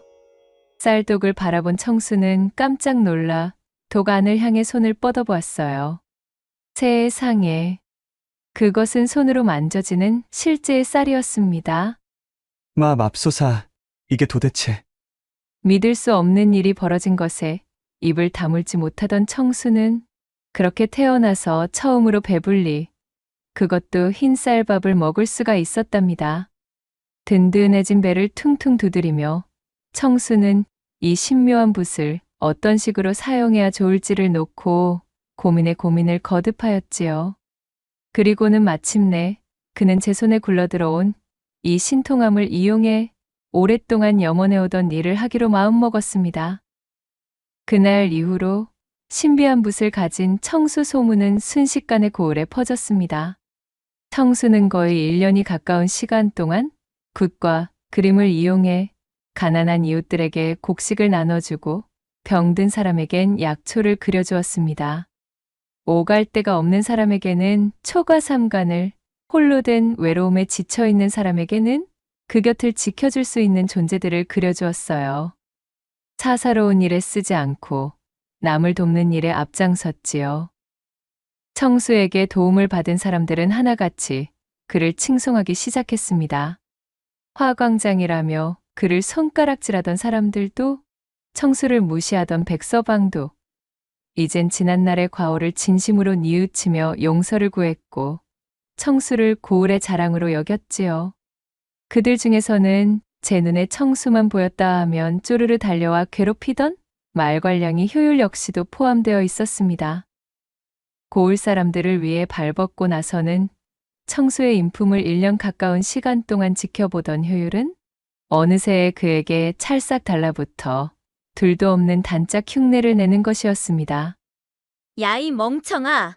너는 저 치들이 너를 얼마나 업신여기고 무시했는데 대관절 무엇이 그리 어여쁘다고 온갖 걸 퍼다주며 도와주니 도와주기를. 그거는 효율이 너 역시도 맨날 날 못 잡아먹어 안달이었으면서 웬 사돈난 말이래. 야, 그거랑 이거랑 같니? 나는 어이구, 알겠다 이 녀석아. 아무튼 지금은 내가 좀 바쁘니까 나중에, 네 마음이 더 솔직해지면 그때 다시 이야기해보자. 청수는 효율의 마음을 어렴풋이 알고 있었으면서도 모르는 척 시치미를 떼었고 언제든 자신이 다가가기 손쉬운 존재였던 외톨이 청수가 이제는 고을 사람들을 구휼하느라 자신과는 만나기조차 어려워진 것이 효율은 너무도 불만이었지요. 효율은 특단의 조치가 필요하다는 것을 새삼 깨달았습니다. 그렇게 효율이 청수의 꽁무니만 쫓던 어느 날 시원한 폭포수를 배경 삼아 그림에 빠져있던 청수에게 효율이 찾아왔습니다. 그녀는 슬그머니 청수의 어깨 너머 그림을 바라보더니 청수의 귓가에 대고 속삭였지요. 청수야, 너는 참으로 대단한 사람이야. 지난날 너를 괴롭혔던 것을 용서해줘. 사실은 줄곧 너에게 마음이 있었지만 그것을 표현할 길이 막막하여 그리 너를 괴롭힌 것이었단다. 이젠 내 마음을 그대로 표현할 기회가 되었으니 너와 함께 사람들을 도우며 그렇게 지내고 싶어. 청수가 뭐라 대답할 틈도 주지 않고 효율은 청수의 입술에 자신의 입술을 포개었습니다. 갓 쪄낸 인절미처럼 부드러운 효율의 몸이 청수에게 쏟아져 내렸고, 그렇게 두 사람은 폭포수의 물줄기 소리에 격렬한 신음성을 묻어버린 채 농밀한 사랑을 나누며 하나가 되었어요. 그리하여 꿈같던 시간이 차곡차곡 지나고 청수는 신묘한 붓 덕분에 자신이 좋아하는 그림을 그리는 일로 사람들을 도울 수 있게 된 것이 너무도 감사했습니다. 또한 외롭던 자신의 일상이 풍성하게 바뀐 것이 진심으로 행복했지요. 이제 자신의 곁에는 어여쁜 효율과 자신을 칭송하는 많은 사람들이 있었으니 더 이상 외롭지가 않았어요. 밤이면 몰래 제 집을 빠져나와 청수의 집으로 스며드는 효율과 함께 도란도란 이야기를 나누며 행복한 시간을 보냈습니다. 야음이 무르익으면 밤바람에 잔뜩 달아오른 효율의 교태 섞인 목소리가 청수의 몸 여기저기를 훑으며 잔뜩 애간장을 태우는 시간을 가졌고, 그렇게 두 사람은 시간이 지날수록 깊은 사랑을 나누며 돈독한 사이로 발전했습니다. 그런 청수의 마음이 너무도 순진했던 탓일까요? 청수의 행복은 그리 오래가지 못했습니다. 청수와 그의 붓에 대한 소문이 이웃마을의 부호, 탐욕스러운 왕첨지에게까지 닿았어요. 신묘한 붓에 대한 소문을 접한 왕첨지는 단걸음에 청수를 찾아왔습니다. 단도직입으로 말하겠네. 자네의 그 신묘한 능력으로 내게 마르지 않는 불을 가져다 주게. 그리만 해준다면 내 모든 연줄과 능력을 동원하여 자네에게 벼슬길이 열리도록 해줄 것이야. 트자하니 장례를 약속할 여인도 있다면서. 이런 촌구석에서 사람들 뒤치닥거리나 하면서 일생을 낭비하고 싶지는 않으시겠지. 내 말을 듣고 나를 도와준다면 자네의 앞길 역시도 탄탄대로일 것이야. 장차 아내가 될 여인에게 마님소리 정도는 듣게 해주어야 하지 않겠나? 하지만 왕첨지의 소문을 익히 들어 그의 인품을 알고 있던 청수는 단호히 거절했지요. 이 붓과 제 능력은 사람들을 돕기 위한 것이지 개인의 사리사욕을 채우기 위한 것이 아닙니다. 못 들은 것으로 해둘 터이니 이만 돌아가 주십시오. 단호히 끊어내는 청수의 태도에 왕첨지는 비굴한 몸짓으로 그를 끝없이 설득했지만 도무지 청수는 들을 생각이 없어 보였습니다. 왕첨지는 본디 자신이 원하는 것은 반드시 가져야만 직성이 풀리는 자였지요. 화가 머리끝까지 난 왕첨지가 청수에게 바락 외쳤습니다. 자네가 아직 영글지 못하여 시기 어린 마음에 글이 나왔다는 것이겠지? 허나 자네는 나의 심기를 잘못 건드렸어. 내 제안을 거절한다면 어찌 되는지 똑똑히 보여주겠네. 그리고는 씩씩거리며 청수의 집을 나가버리는 왕첨지였어요.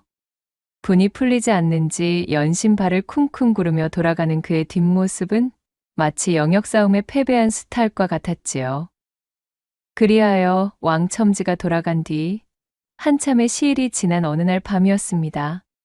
늘 시간에 맞춰 자신의 집으로 흘러들던 효율이 그날따라 소식도 없었어요. 청수는 어쩐지 불안한 마음이 되어 밤늦도록 효율을 기다렸지만 효율은 모습을 드러내지 않았습니다. 다음 날 아침 고을의 회관으로 나가본 청수는 고을 사람들로부터 끔찍한 소식을 듣게 되었습니다. 간밤에 효율이 왕첨지의 사주를 받은 왈패들에게 그만 납치되었다는 것이었습니다. 예, 뭐라고요? 그 소식을 듣고 가슴이 철렁 내려앉은 청수는 헐레벌떡 집으로 돌아왔습니다. 붓과 종이를 챙겨 들고 효율을 찾아 나서기 위해 준비를 하는데 마루에 서신 한 통이 놓여 있는 것을 발견했지요. 떨리는 손으로 서신을 펼쳐보니 그것은 왕첨지가 보내온 협박장이었습니다.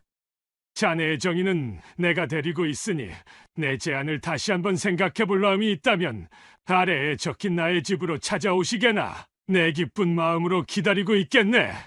거절하겠다면 자네의 정의는 내 침노가 될 게야. 나는 그 정도의 힘과 권력은 있는 사람일세. 서늘한 협박에 청수의 손이 부들부들 떨렸습니다. 하필이면 지금 효율의 식구들은 모두 도읍으로 출타를 나가 있던 상황이었어요. 응당 효율을 구해야 했지만 왕첨지의 요구대로 그의 개인적인 탐욕을 채울 도구로 붓을 사용할 수는 없었습니다. 하지만 이대로 효율을 잃는다는 것은 상상조차 할 수 없어. 왕첨지 그자라면 능히 효율에게 해코지를 할 인물이야. 한참을 고뇌하던 청수는 결국 왕첨지의 집으로 향하기로 결심했습니다. 이젠 자신에게 소중한 사람이 된 효율을 향한 걱정이 우선이었기 때문이었어요. 왕첨지의 집에 도착하니 대문 앞에는 험악한 인상의 왈패들이 지키고 서 있었습니다. 청수를 본 왈패들은 그를 안으로 끌고 갔지요. 넓은 마당을 지나 안채로 들어서자 왕첨지가 의기양양한 표정으로 청수를 맞이했습니다. 오, 드디어 자네가 왔군.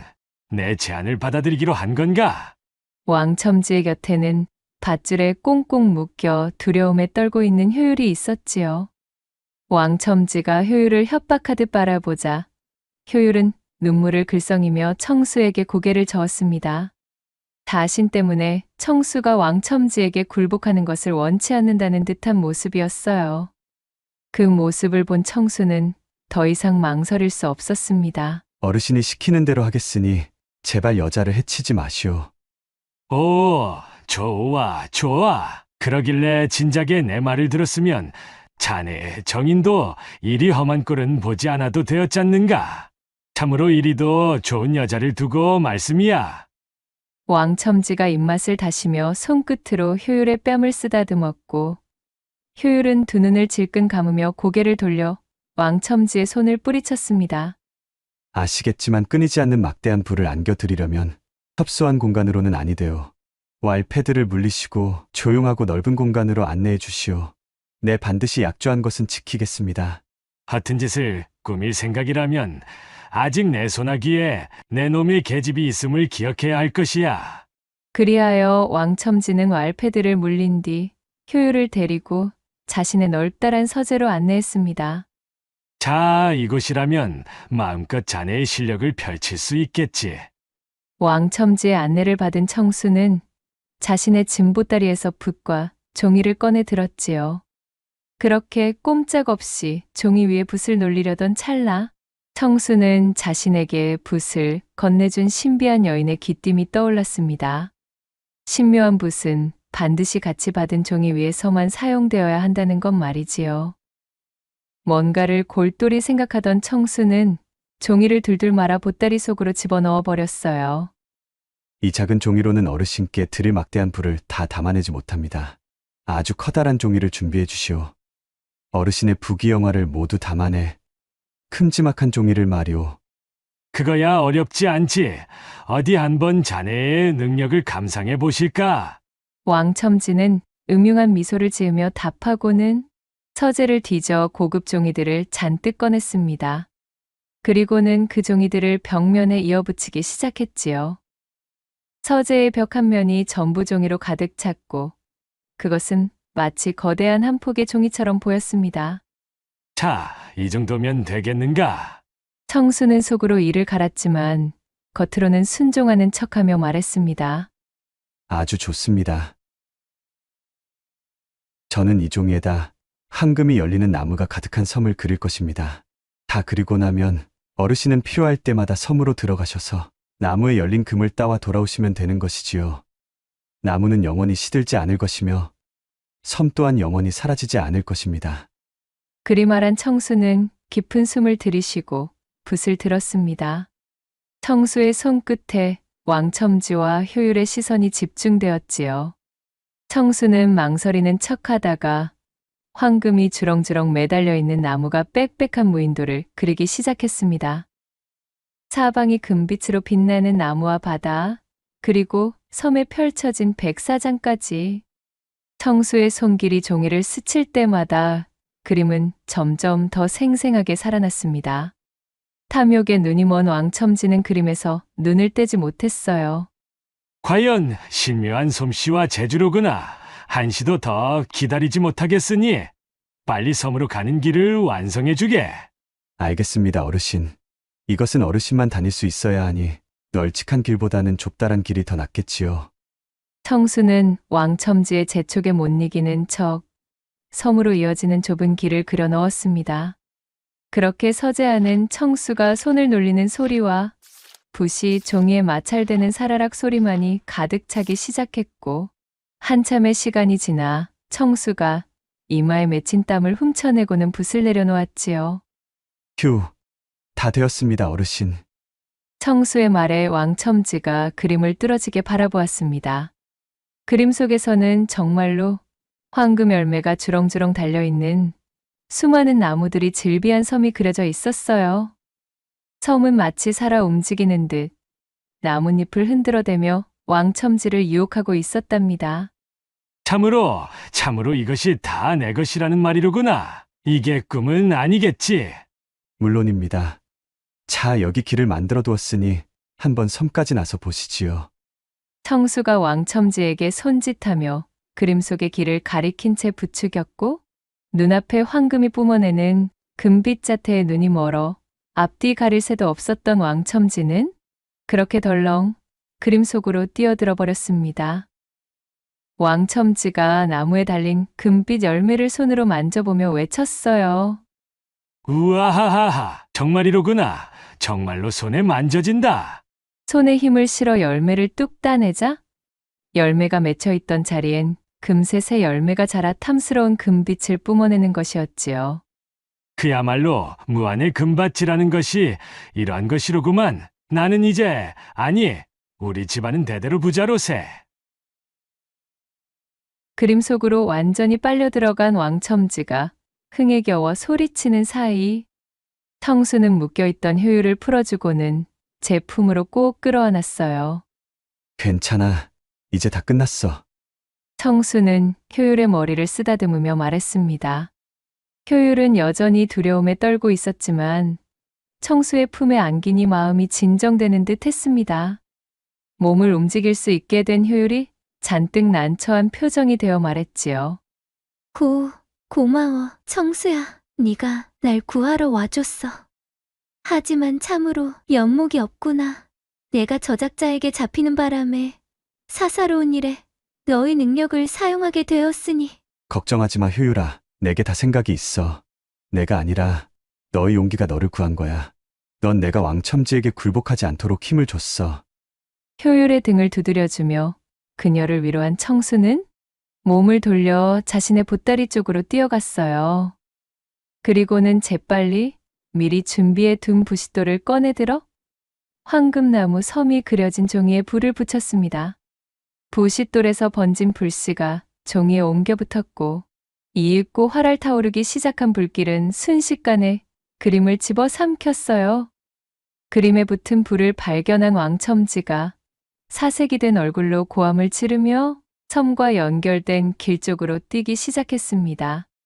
그러나 이러한 상황을 미리 예상해둔 청수는 일부러 좁다란 길을 그려두었기에 왕첨지는 빠른 속도로 뛸 수가 없었지요. 그렇게 그림의 바깥으로 나오기도 전에 종이는 모조리 불에 타버리고 말았고, 불은 삽시간에 서재에 옮겨 붙기 시작했어요.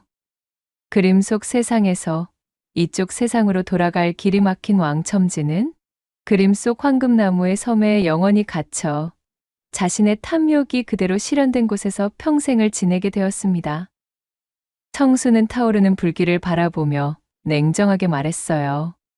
당신의 가슴이 식힌 탐욕이 당신을 파멸로 이끌었으니 내게 놓여와 마시오. 자, 효율아, 우리도 이만 도망치는 것이 좋겠다. 그렇게 청수는 보따리에서 신묘한 종이를 꺼내어 말을 그려 넣었고, 그림 속에서 튀어나온 말에 올라타 효율과 함께 왕첨지의 집을 빠져나와 도망쳤습니다. 효율을 구출하고 왕첨지에게 통쾌한 복수를 한 청수는 자신의 고을로 돌아와 어려운 사람들에 대한 구요를 멈추지 않았지요. 고을 사람들은 왕첨지에게서 벗어나 무사히 돌아온 청수와 효율을 반갑게 맞이했습니다. 청수는 자신의 손에 들어온 붓의 힘이 자신이 가진 선한 마음에 이끌렸던 것이며, 또한 선한 마음으로 사용해야 한다는 것을 다시 한번 깨달았습니다. 청수는 신묘한 붓을 집어들고 마음껏 손을 놀려 고을 사람들을 위해 그림을 그리기 시작했지요. 메마른 가뭄이 계속되어 농민들의 시름이 깊어질 때면 구름을 그려 논밭에 비를 내리게 하여 풍성한 곡식이 자라게 했고, 오랑캐가 쳐들어와 국토가 혼란으로 물들 기미가 보이면 커다란 조선 호랑이를 그려 넣어 상군의 위용을 뿜어내는 범이 튀어나와 오랑캐들을 산산이 박살내어 버렸지요. 청수와 효율의 고을에는 사람들이 시름을 잊고 혼란에서 벗어나 웃음꽃이 가득 들어찼습니다. 청수야, 나는 네가 나의 정인이라는 것이 너무도 자랑스럽단다. 너의 그 착한 마음씨와 네가 노력으로 일궈내 얻은 그 재주는 내게는 그 무엇과도 바꿀 수 없는 자랑스러운 보물이야. 고마워, 효율아. 너 역시도 처음엔 그저 나를 괴롭히던 말괄량이었지만 이제는 외롭기만 하던 내게 버팀목이 되어준 정말이지 나에게 소중한 존재란다. 나와 혼인하여 앞으로도 우리 서로를 위하면서 그리 지내도록 허락해 주겠니? 효율은 눈물을 흘리며 청수의 손을 맞잡고는 고개를 끄덕였지요. 그녀의 두 뺨이 홍당무가 되었고 두 사람은 서로의 입술을 포개며 꼭 끌어안았습니다. 이후로 청수와 효율은 혼례를 올리고 합가하여 서로를 돌보았고 붓과 종이를 이용해 어려운 이웃에게 온정을 베풀며 그렇게 오랜 시간을 행복하게 지내며 고단한 세상의 한 줄기 귀감이 되었다는 후문이 전해지고 있사옵니다. 마지막 세 번째 이야기 시작합니다. 하늘에 걸린 달이 뿌옇게 내린 빛이 퍼져 있는 옛 조선의 어느 날 밤, 어디선가에서 들려오는 젊은 처자의 한숨 소리가 구슬프게 구름 사이를 찢으며 들려오고 있었습니다. 소리의 주인공은 바로 유난히도 긴 속눈썹을 내리깔고 있던 소담이라는 이름의 처자였지요. 소담은 요즘 이런저런 생각으로 잠을 이루지 못하고 있었습니다. 자신을 거두어 돌봐주던 미봉댁이 결국 자리에 몸져 누웠기 때문입니다. 그녀가 이른바 어머니처럼 모시던 미봉댁은 하늘이 정해준 수명에 다가서 노쇠하자 그만 깊은 병세를 얻고 말았습니다. 어머니, 어서 기운을 차리셔야지요. 아직 창창하신데 이렇게 꾀병을 부리시기가 있나요? 애써 웃음 지으며 농 아닌 농을 섞어 말하는 소담의 눈가엔 어느새 눈물이 그렁그렁 맺혀 있었습니다. 소담은 자신의 친어미가 아닌 이 미봉댁을 어머니라고 부르고 있었어요.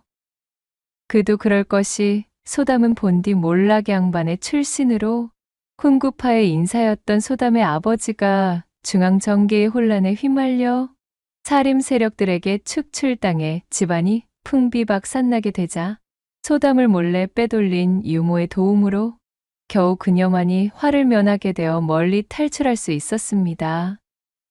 졸지의 터전과 부모 가족, 친지들을 모두 잃고 갑작스레 세상으로 내던져진 소담은 양반의 여식으로 온실 속 화초처럼 자라왔기에 그야말로 야생의 바깥 세상에 대한 내성이 전혀 없었습니다. 든든한 버팀목이 되어주던 양반 가문의 배경이 사라지자 할 줄 아는 것 하나 없는 곱게 자란 규수가 험준한 세상을 버텨내기란 여간 힘든 일이 아니었지요. 내 비록 온갖 화를 입은 처지이나 한가로이 슬퍼할 겨를이 없구나. 일단은 목숨부터 부지하고 볼 일이야. 이대로 정신을 놓고 있다가는 바로 황천의 객이 되기 알맞겠어. 그나마 소담의 천성이 묻어나고 적응력 또한 반가의 여식답지 않은 기민함을 가지고 있었기에 양반 출신이라는 자존심을 그 즉시 내던지고 허들에 시리며 품삯팔이며 손에 들어오는 일은 닥치는 대로 주워 담으며 입에 풀칠을 해왔습니다. 서투른 솜씨와 쉽게 고갈되는 체력의 탓으로 한때는 제 발 아래에 내려보던 평민계급의 자들에게 험한 욕지기를 들어먹는 일이 비일비재하였지만 어찌되었든 복수며 책이며 내 몸 하나 건사하고 나서야 생각할 일이었으니까요. 그렇게 소담이 세류에 몸을 싣고 여기저기 떠도는 생활을 하던 와중 우연찮게 흘러든 곳이 이곳 다산골이었고 주막에서 식모자리를 알아보며 기웃거리고 있던 소담을 때마침 지나가던 미봉댁이 발견하여 제 집으로 들이게 된 것이었지요. 소담이 지내고 있는 다산골은 고을 이름에 걸맞을 만큼 풍요로운 출산이 잦은 곳이었습니다. 작은 마을 치고는 꽤 높은 인구 밀도를 가지고 있어 노동력 또한 모자람이 없는 곳이었어요. 다산골에는 네 집에서 산통이 시작됐다 하면 한 걸음에 달려가 아이를 받아내던 솜씨 좋은 산파가 있었는데 그 산파가 바로 미봉댁이었습니다. 미봉댁 역시도 어린 나이에 조실부모하여 홀로 자라본 경험이 있었기에 우연히 마주친 소담을 딱하게 여겼던 것입니다. 거지몰골의 소담을 집으로 데려온 미봉댁은 그녀의 시시콜콜한 사정은 따지고 묻지도 않았습니다. 그저 소담이 힘든 사연을 내려놓고 마음 편히 지낼 수 있도록 보살펴 주었지요. 때마침 산통이 시작된 산모들이 많아져 일손이 부족하기도 하였기에 그렇게 미봉댁에 기거하며 산파이를 도우며 살게 된 소담이었습니다. 그렇게 인연이 닿게 되니 어느덧 두 사람의 시간은 지체 없이 흐르고 흘러 여리고 어리던 소담도 어느새 훌쩍 나이를 먹은 처자가 되었고 그러는 동안 오랜 기간 소담을 걱정하며 병석에 누워있던 미봉댁은 끝내 눈을 감게 되었습니다. 일면식도 없는 저를 거두어 그간 돌봐주시는 예, 절대로 잊지 않을게요. 어머니, 부디 황천에서는 아무런 걱정이랑 말고 편히 쉬고 계시기를.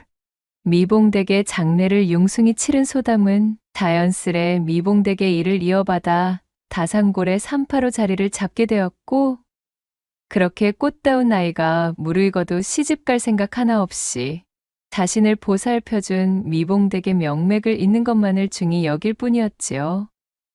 장성한 소담은 얼굴 전반에 차가운 기운이 돌고 어린 나이서부터 많은 일을 겪은 탓에 말투는 조금 쌀쌀맞았지만 백옥처럼 고운 낯빛에 그 이목구비 또한 단정했어요. 특히 여느 여염집 안악들과는 달리 허리가 매우 잘록하여 마을 사내들의 눈길을 한 몸에 끌고 있었습니다. 그러나 소담에게 그들의 시선은 거추장스럽고 불편한 간섭일 뿐이었지요. 간혹 밖으로 외출이라도 나갈 때면 눈을 바닥에 내리깔고 다녔고 누군가 소담에게 말이라도 건네면 예와 아니요 식의 단답형 대답만 쌀쌀맞게 돌아올 뿐이었습니다. 그러나 이것이 또 희한하게도 마을의 사내들에게는 색다른 매력으로 작용해 소담의 집은 늘 그녀와 혼담을 맺고 싶어하는 사내들의 시주를 받은 매파의 방문이 끊이지 않았답니다. 이보게, 소담 처자 집에 있는가? 돌아가셔요. 일 없습니다. 시집 같은 것은 가고 싶지도 갈 생각도 없으니 그리 아셔요. 매파가 들이닥쳐 혼담의 이야기라도 꺼낼라 치면 소담은 등을 떼밀며 매파를 문 밖으로 쫓아냈습니다. 사실 이처럼 소담이 꽉 찬 나이에도 시집을 가지 않으려는 연유가 있었어요. 미봉댁의 배려로 그녀의 집에 자리를 잡은 뒤로 그녀를 따라 산파이를 도우며 아이를 받으러 다니기를 수년째 지내다 보니 수많은 여인들이 출산을 위하여 버선을 제 입에 물고는 온몸에 굴다란 생땀을 쏟으며 몇 날 며칠 산통에 시달리는 것을 고스란히 지켜보며 성장했던 소담이었습니다. 또한 적지 않은 여인들이 아이를 낳다가 불의의 화를 입는 것 또한 심심찮게 보았기에 이 모든 사달을 만든 장본인인 남정네들, 사내는 모두 짐승과 같은 야만스러운 존재이며 상종할 이유가 없다는 것이 바로 이 소담의 가슴에 깊게 박힌 생각이었던 것입니다. 도대체 무슨 생각인지. 잠깐의 여흥 뒤에는 일이 힘들고 고통스러운 일들이 기다리고 있는데 어찌하여 여인들은 야음이 찾아오면 바보같이 사내와의 통정을 포기할 줄을 몰라 또다시 실수를 저지르고 만다는 것인가. 다산골 최고의 철옹성인 소담이 이렇게 단단한 수비벽을 치고 사내 보기를 돌멩이처럼 대하였지만 굳게 닫힌 성문을 열고 그 안에 숨겨진 깊은 우물을 탐하려는 짐승들은 항시 있기 마련이었으니 다름 아닌 다산골 천하의 한량으로 통하고 있던 오진사였습니다. 오진사는 흡사, 혀에 꿀을 바른 것과도 같은 미끈거리는 말솜씨와 장꾀로 그가 점찍 얻은 여염집마다 아주 초토화가 되어버린다는 망측한 소문이 꼬리를 물고 쫓아다니던 장안 최고의 한량이었습니다. 내 진작부터 저 소담이라는 이름의 산파에 대한 소문은 익히 들어와 잘 알고 있지. 듣던 대로 굉장히 오묘한 매력을 풍겨대는 신비로운 여인이로고, 그러나 그 냉랭하고 철두철미하게 사내의 접근을 막아서는 태도가 가히 국경성문에 걸어둔 빗장만큼이나 단단하고 굳게 걸려있다는 후문이던데. 이거 오래간만에 또 무적행에 처박아둔 승부욕이 활활 타오르며 나를 용솟음치게 만드는구나. 오진사는 자신의 턱을 쓸어만지며 소담에 대한 열정을 드러내매 주저함이 없었답니다. 어찌하면 그녀에게 주술처럼 잠겨져 있는 사내에 대한 깊은 거부감과 그것을 우회할 수 있는 방도가 있을까? 다산골 골목어기에 걸터앉아 한참을 곰곰 생각에 잠겨있던 오진사가 자신의 무릎을 탁 치곤 벌떡 일어나며 외쳤습니다. 오호라, 얼씨구나. 아무래도 그 할멈에게 손을 벌리면 되겠구만. 오진사는 도포자락이 휘날리도록 발걸음을 놀려 다산골 경계 끝에 산자락 외딴집에 혼자서 기거하고 있는 노파 염씨의 집으로 찾아들었습니다. 접근하기가 쉽지 않은 산자락 안쪽에 집을 둔 염씨는 사람들과의 접촉도 끊은 채 홀로 유유자적 지내고 있는 마을 경계의 고령자 중 한 명이었지요. 이 염씨에 대한 신변이나 사연에 대해선 알려져 있는 바가 많이 없었던 다소 수수께끼에 쌓인 인물이었어요. 다산골 쪽과는 왕래가 크지 않아 다산골 주민 중 노년층을 제외한 대다수는 이 염씨를 잘 알지 못하는 경우가 많았습니다. 그리고 오진사는 바로 그 점을 이용하려는 것이었습니다. 가파른 산을 헤쳐오느라 제 집 앞에서 숨을 몰아쉬며 벌레를 씹은 얼굴이 되어 있는 오진사를 발견한 염씨가 빈정거림에 물이 오른 듯한 목소리로 말했습니다. 아니, 이게 누구시오? 한량 중에 한량이신 오진사 나으리 아니시오? 해가 서쪽에서 뜬단 말인가? 어인일로 오진사 나리께서 이 늙은 쇠뇌 누추한 거처까지 이리 몸소 찾아오셨소? 오진사는 대답 대신 땀을 닦으며 싱긋이 웃었지요. 그리고는 대뜸 도포자락에서 두툼한 엽전꾸러미를 꺼내서는 염씨의 손에 덥석 쥐어주며 말했습니다. 원참, 그 표독스러운 혓바닥은 여전하시구려.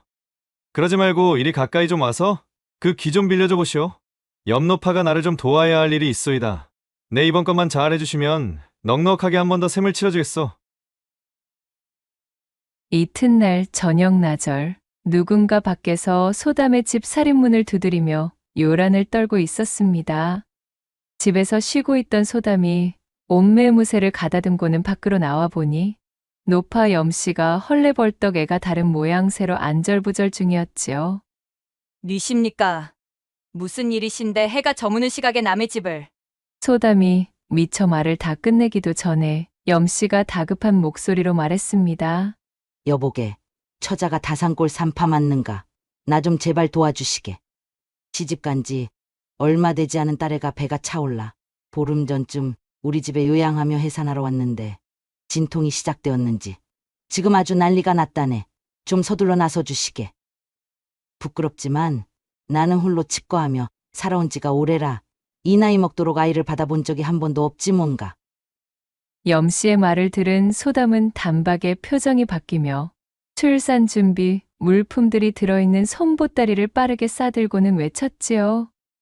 이럴 것이 아니라 어서 앞장서셔요. 따님 상태가 그러하다면 지체하고 있을 여력이 없는 시간 싸움입니다.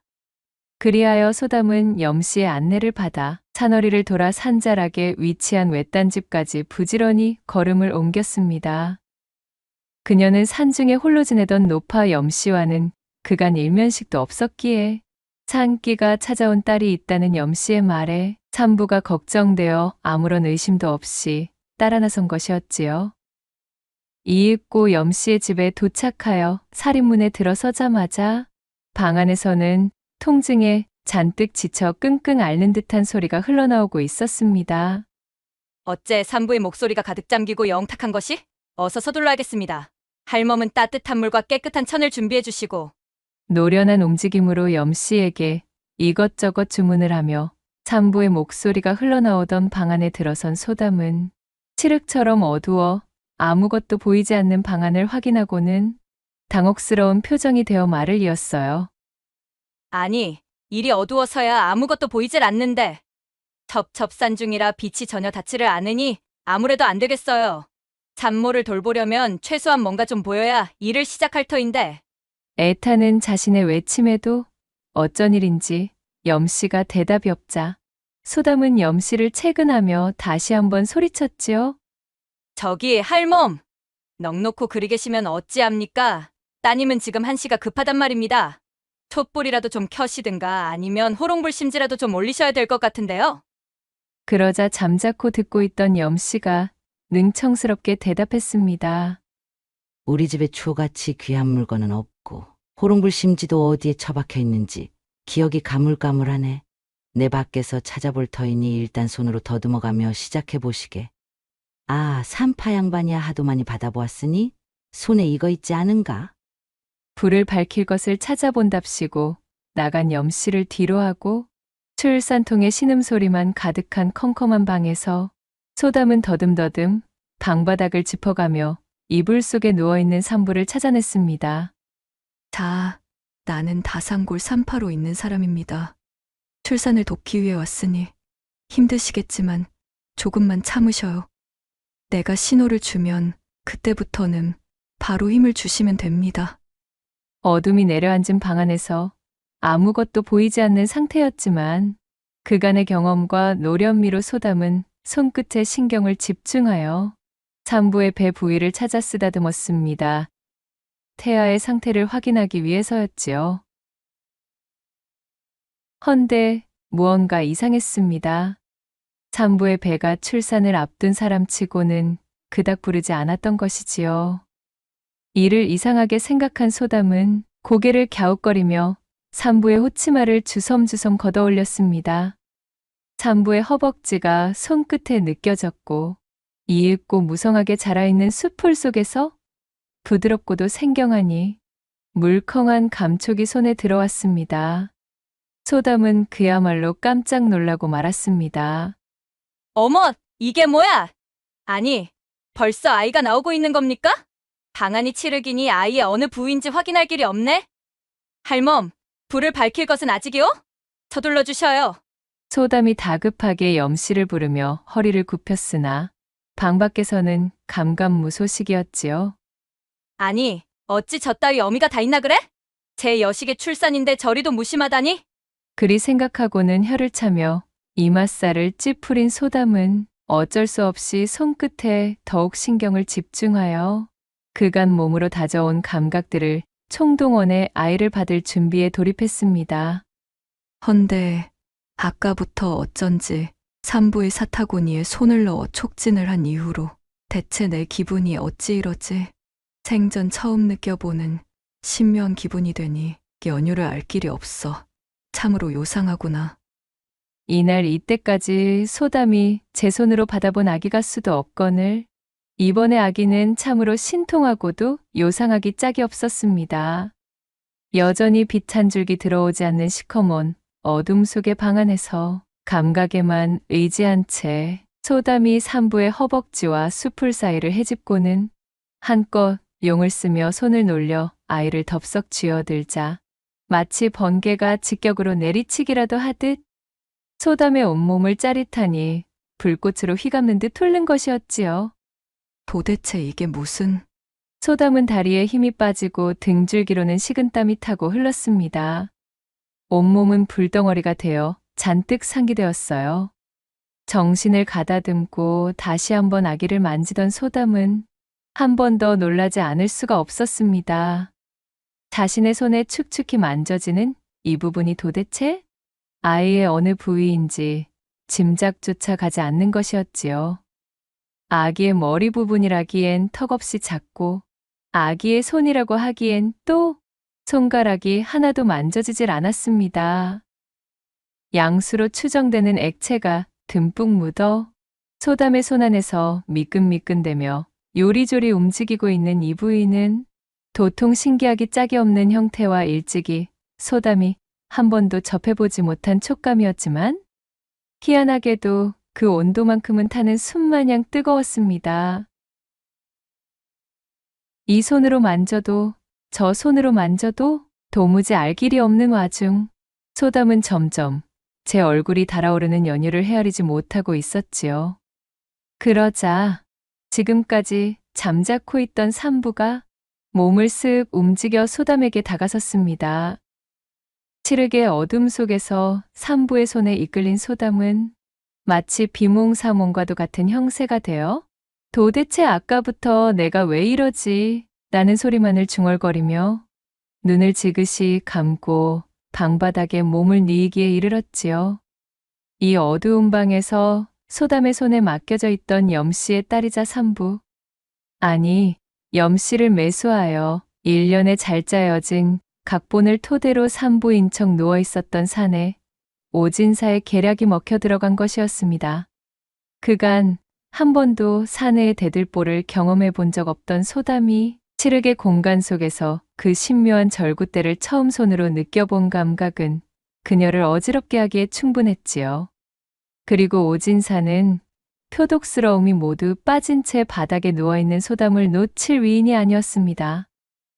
이윽고 소담에 달뜬 옥굿을 구르는 소리가 산천을 뒤덮었고 제 몸에 일어난 불같은 변화에 정신을 차리지 못하고 있는 사이 소담은 자신도 모르게 두 팔로 오진사의 등을 감싸 안았지요.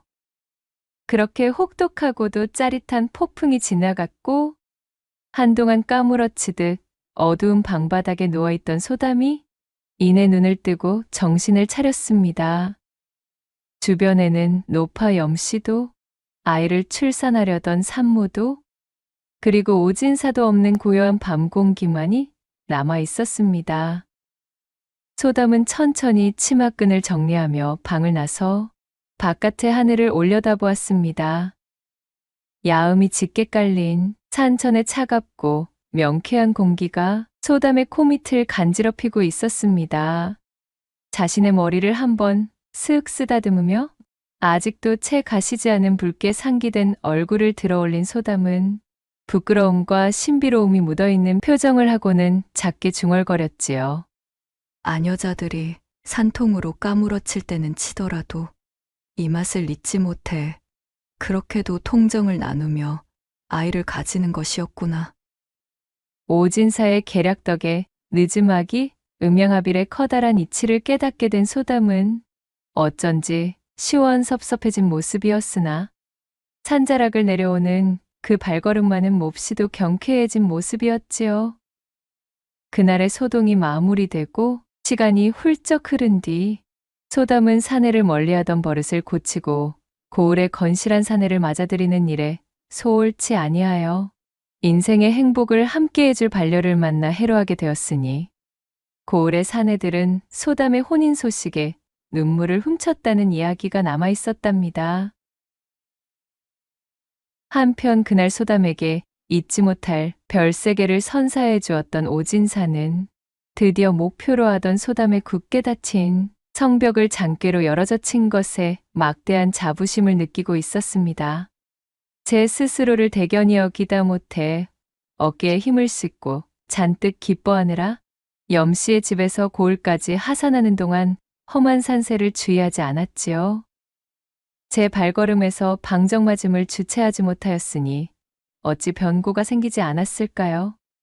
그만 천길 낭떠러지를 피할 길 없이 실족하여 불기에 객이 되고 말았으니 고을에서는 갑자기 자취를 감춰버린 한량 오진사에 대한 소문만이 무성하였으나 끝끝내 그를 다시 본 사람은 아무도 없었더라는 후문이 옵니다. 낭독해드린 이야기가 마음에 드셨다면 구독과 좋아요, 댓글로 야담상회를 응원해 주셔요. 늘 잊지 않고 야담상회를 찾아주시는 마님과 선비님들 시청해 주셔서 참으로 감사하옵니다.